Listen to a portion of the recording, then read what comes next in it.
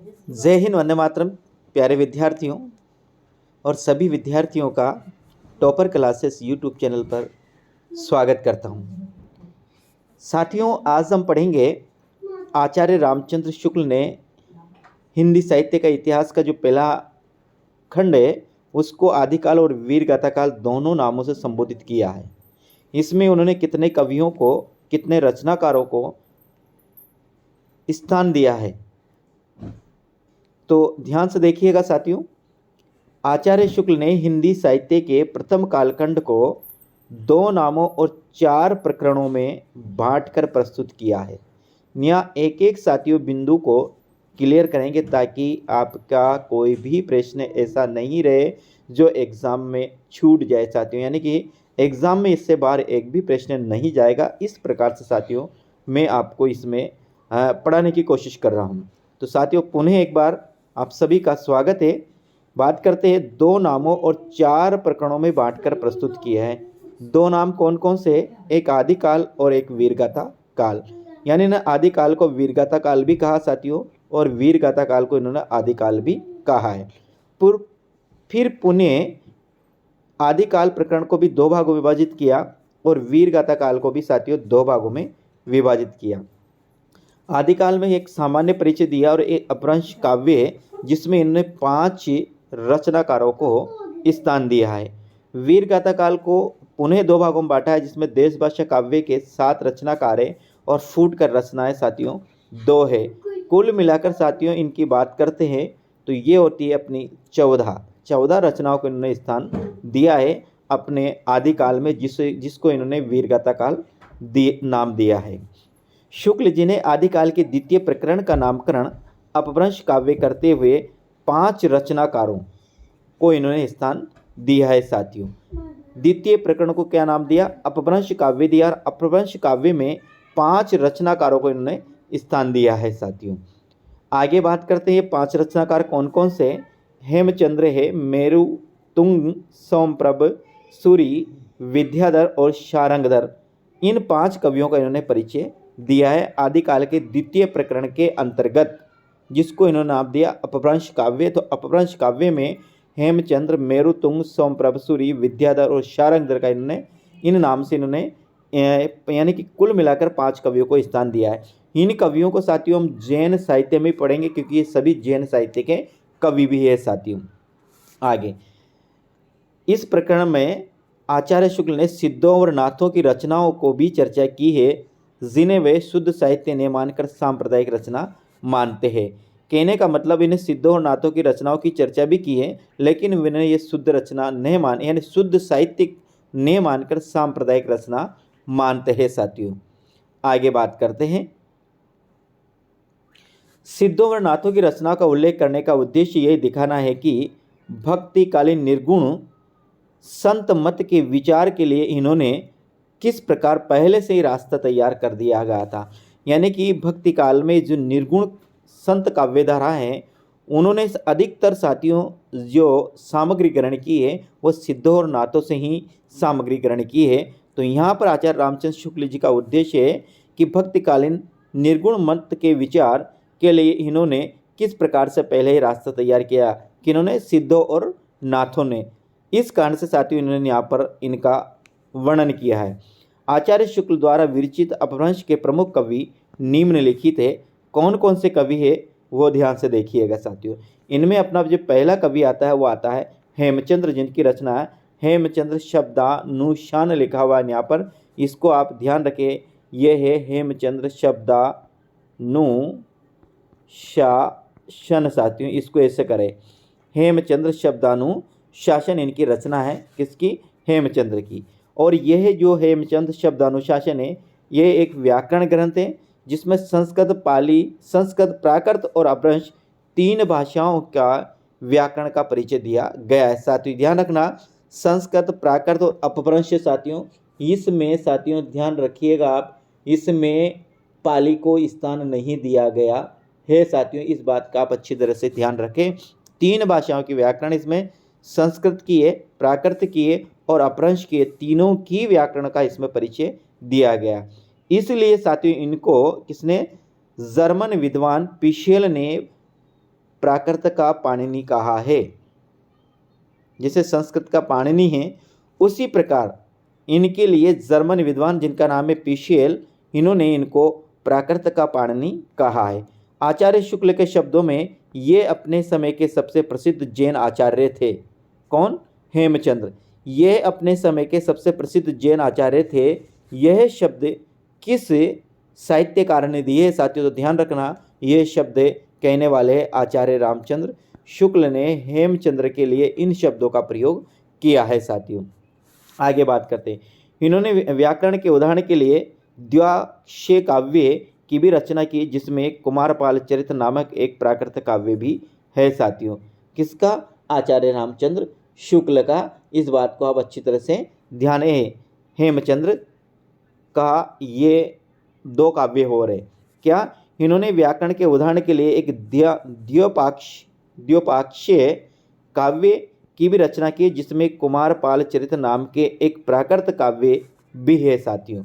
ध्यान रखिएगा। आगे इनकी रचनाओं की बात करते हैं तो इनकी है देशी नाममाला और योगशात, इनकी अन्य रचना भी मिलती है साथियों। क्या? देशी नाममाला और एक साथियों इनकी है वो मिलती है योगशास्त्र। इस प्रकार से साथियों इनकी अन्य रचना, एक और रचना मिलती है साथियों इनको छंदानुशासन। क्या? छंदानुशासन भी इनकी एक रचना मिलती है साथियों। किनकी? हेमचंद्र की। आगे बात करते हैं साथियों। अगला कवि अपना आता है सोम प्रभसूरी, जिनकी रचना है कुमारपाल प्रतिबोध। ये गद्य पद मिश्रित चंपू काव्य है। कौन सी रचना? अगले जो कवि आता है वो आता है अपने सोम प्रभसूरी। इनकी रचना का नाम है कुमारपाल प्रतिबोध। कुमारपाल प्रतिबोध किसकी रचना है? तो ध्यान रखिएगा, यह है सोम प्रभसूरी की रचना है कुमारपाल प्रतिबोध। और ये कुमारपाल प्रतिबोध रचना है, ये क्या? एक चंपू काव्य है साथियों। और चंपू काव्य किससे कहा जाता है? जिसमें गद्य और पद दोनों विधियों का मिश्रण हो, उसे चंपू काव्य कहा जाता है। आगे अपने कवि आता है आचार्य मेरुतुंग। इनकी रचना है प्रबंध चिंतामणि।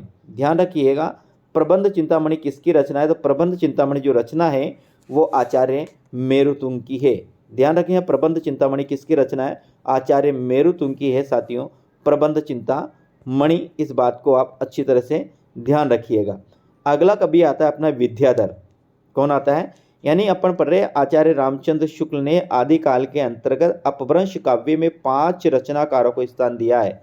उसमें एक आते हैं, ये अगला जो कवि अपना आता है विद्याधर। इनके बारे में पढ़ते हैं आगे। इनका कोई स्वतंत्र ग्रंथ नहीं मिलता है। इनका विद्याधर का कोई भी स्वतंत्र ग्रंथ नहीं मिलता है। इनके कुछ पद प्राकृत पेंगलम में संकलित है या प्राकृत पेंगलन में उपलब्ध है। किनके? विद्याधर के। विद्याधर का कोई भी स्वतंत्र ग्रंथ उपलब्ध नहीं है। इनके कुछ पद प्राकृत पेंगलम में संकलित हैं। इन्होंने कन्नौज नरेश जयचंद की प्रस्तुति में भी एक काव्य लिखा है, किंतु वह अब अप्राप्य है।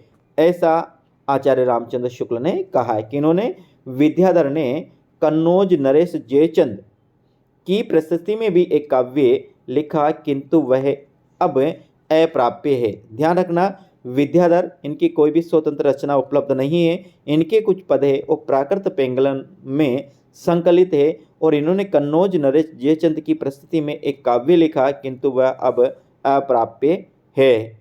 अगला जो कवि आता है अपना वह आता है शारंगधर। ध्यान रखना, कौन आता है? शारंगधर। आचार्य शुक्ल के शब्दों में ये अच्छे कवि और सूत्रधार थे। किनके बारे में कहा है? शारंगधर के बारे में कहा है। आचार्य रामचंद्र शुक्ल के शब्दों में यह अच्छे कवि और सूत्रकार हैं। किसके बारे में कहा? शारंगधर के बारे में ऐसा कहा है। इन्होंने शारंगधर पद्धति नामक ग्रंथ की रचना की, जो एक सुभाषित संग्रह है, यानी नीति से संबंधित इसमें बातें बताई गई है। इन्होंने शारंगधर पद्धति नामक ग्रंथ की रचना की। इनका ग्रंथ है शारंगधर पद्धति, जो एक सुभाषित संग्रह है। आगे बात करते हैं। हम्मीर रासो इनकी एक अन्य रचना है, जिसमें रणथंभौर नरेश हम्मीर की वीरता व शौर्य का वर्णन है। किसके? हम्मीर रासो के जो रचयिता है साथियों वो कौन है? शारंगधर। तो इन्होंने हम्मीर रासो की रचना भी की है, जिसमें रणथंभौर के नरेश हम्मीर की वीरता व शौर्य का वर्णन है। यह अप्राप्य रचना है। कौन? हम्मीर रासो है, यह अप्राप्य रचना है। आगे बात करें, इनके कुछ पद आचार्य शुक्ल को प्राकृत पेंगलन में मिले हैं, जिसके आधार पर शुक्ल जी ने इनका अस्तित्व माना है। किसके? हम्मीर रासो के कुछ पद कहाँ मिलते हैं? प्राकृत पेंगलन में मिलते हैं, इसलिए। और किसके? विद्याधर के। अपन पढ़ रहे हैं साथियों शारंगधर।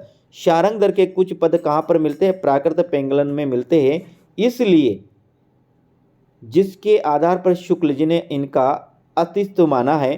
प्राकृत पेंगलम छंद शास्त्र संबंधित रचना है। ध्यान रखना, प्राकृत पेंगलम जो रचना है वो छंद शास्त्र से संबंधित रचना है, यानी इसमें छंद शास्त्र का वर्णन किया गया है, छंदों के बारे में इसमें बताया गया है।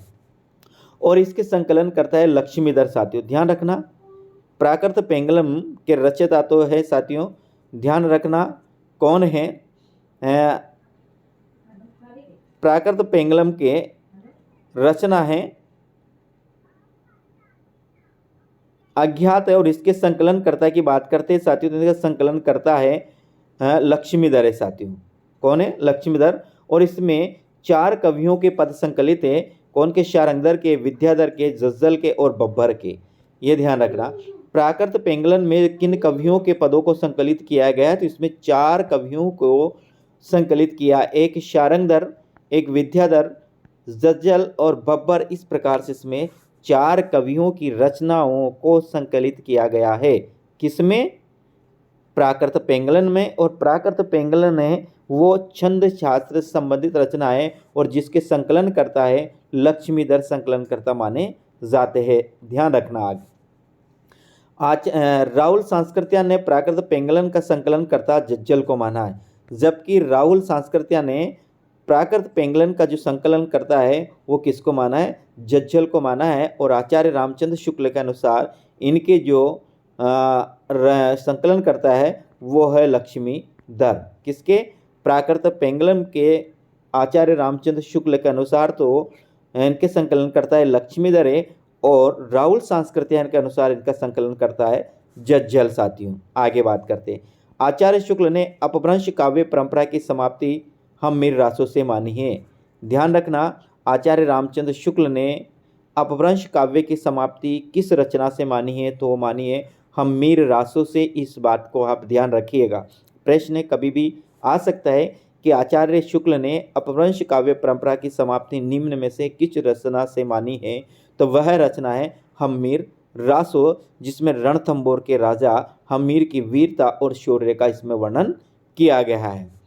इन्होंने अपभ्रंश काव्य प्रकरण के अंतर्गत विद्यापति की 2 रचनाओं कीर्तिलता और कीर्ति पताका का भी उल्लेख किया है। किसमें? अपभ्रंश काव्य प्रकरण के अंतर्गत इन्होंने किसकी? विद्यापति की 2 रचना है साथियों, एक का नाम है कीर्तिलता और एक कीर्ति पताका, दोनों का भी उल्लेख किया है। कहने का मतलब कीर्तिलता और कीर्ति पताका दोनों की जो भाषा है साथियों वे अपभ्रंश भाषा में लिखी गई है। इस बात का आप अच्छी तरह ध्यान रखिएगा। कीर्तिलता और कीर्ति पताका की भाषा है तो वह है साथियों किसकी है? भाषा है तो वह भाषा है अपभ्रंश भाषा। किस भाषा में लिखी गई है? अपभ्रंश भाषा में लिखी गई है। और दूसरी बात साथियों, चैनल पर पहली बार हो आप तो चैनल को जरूर सब्सक्राइब करते हुए करिएगा, साथ साथ बेल आइकन जरूर प्रेस करें ताकि साथियों आने वाली हर क्लास आपके पास पहुंच सके। साथियों अब आगे बात करते हैं आदिकालीन साहित्य का वर्गीकरण। तो आदिकालीन साहित्य का वर्गीकरण, आदिकालीन साहित्य के वर्गीकरण को लेकर भी विवाद पाया जाता है। कहने का मतलब हिंदी साहित्य में जो सर्वाधिक विवाद पाया जाता है वो आदिकाल के विषय में पाया जाता है। आदिकाल के नामकरण में भी, आदिकाल की समय सीमा में भी, आदिकाल की रचनाओं में भी साथियों और इनके वर्गीकरण में भी विवाद पाया जाता है। आचार्य शुक्ल ने आदिकाल के साहित्य को देश भाषा काव्य व फुटकर रचना शीर्षक के अंतर्गत विवेचित करते हैं।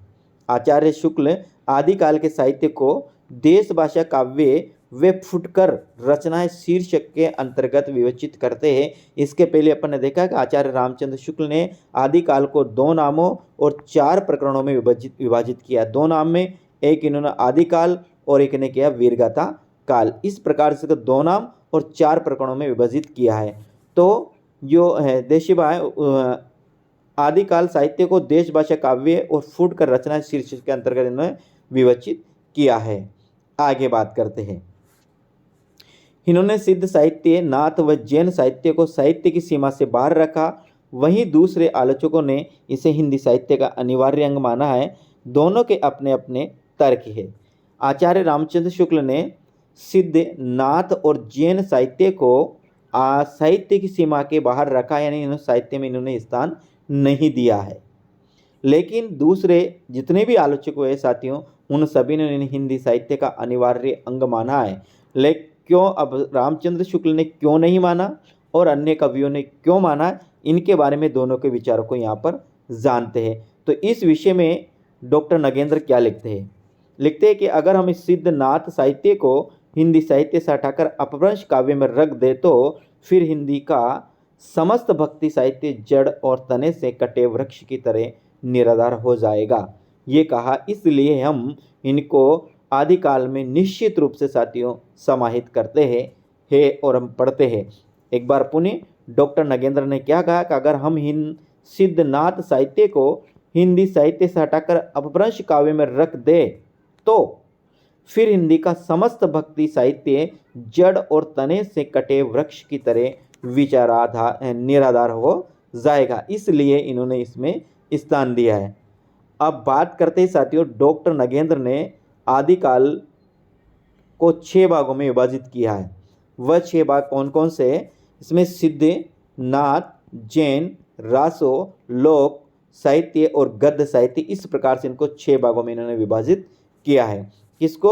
आदिकाल को। किसने? डॉक्टर नगेंद्र ने आदिकालीन साहित्य को 6 भागों में विभाजित किया है। सिद्ध साहित्य, नाथ साहित्य, जैन साहित्य, रासो साहित्य, लोक साहित्य और धार्मिक और गद्य साहित्य, इस प्रकार से साथियों इनको कितने भागों में? 6 भागों में विभाजित किया है। इनको यूँ भी कह सकते हैं कि आदिकाल को 3 भागों में बांटा गया है। एक यहाँ पर देख सकते हैं साथियों 4 भागों में, धार्मिक साहित्य, रासो साहित्य, लोक साहित्य और गद्य साहित्य। इस प्रकार से इनको ये सब धार्मिक साहित्य के साथियों 3 भाग है, यानी कि धार्मिक साहित्य को 3 भागों में बांटा गया है, सिद्ध साहित्य, नाथ साहित्य और जैन साहित्य।